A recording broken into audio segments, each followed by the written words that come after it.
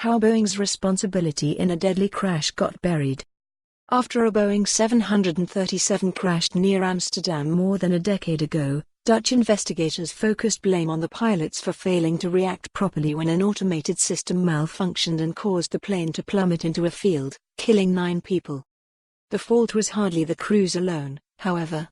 Decisions by Boeing, including risky design choices and faulty safety assessments, also contributed to the accident on the Turkish Airlines flight. But the Dutch Safety Board either excluded or played down criticisms of the manufacturer in its final report after pushback from a team of Americans that included Boeing and federal safety officials, documents and interviews show. The crash, in February 2009, involved a predecessor to Boeing's 737 MAX, the plane that was grounded last year after accidents in Indonesia and Ethiopia killed 346 people and hurled the company into the worst crisis in its history. A review by the New York Times of evidence from the 2009 accident, some of it previously confidential, reveals striking parallels with the recent crashes, and resistance by the team of Americans to a full airing of findings that later proved relevant to the MAX. In the 2009 and MAX accidents, for example, the failure of a single sensor caused systems to misfire, with catastrophic results, and Boeing had not provided pilots with information that could have helped them react to the malfunction.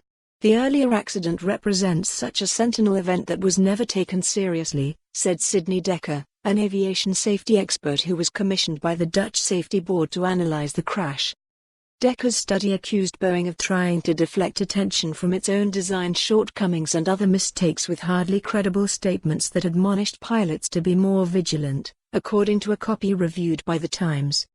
The study was never made public. The Dutch board backed away from plans to publish it, according to Dekker and another person with knowledge of its handling.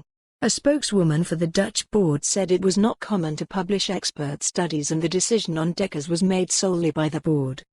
At the same time, the Dutch board deleted or amended findings in its own accident report about issues with the plane when the same American team weighed in. The board also inserted statements, some nearly verbatim and without attribution, written by the Americans, who said that certain pilot errors had not been properly emphasized.